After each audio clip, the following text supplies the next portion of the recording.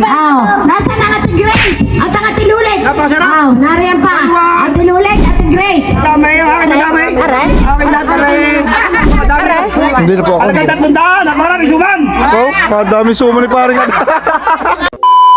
Oh, para daw. Ano? Yeah, 150. Magsabog ka daw daw. May suman. Tawag ako sa sabugan eh. Wala naman ng pira. Ha? Walang pira. Ay, nino, vlogger, 200. Wala.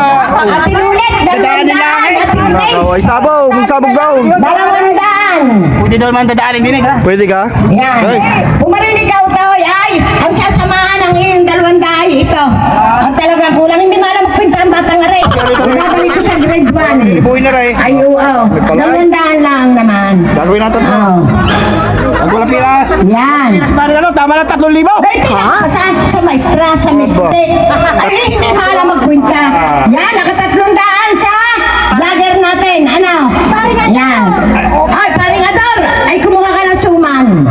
Paring Ador. May suman yan dapat. May suman na rin! Yan, ang suman. Nasaan ang Ate Grace at ang Ate Lulit? Nariyan pa. Ate Lulit, Ate Grace. Damay, akin na damay. Akin na damay. Hindi na po ako. Halagang 300, napakarami suman. Oh, kadami sumo ni paring ka.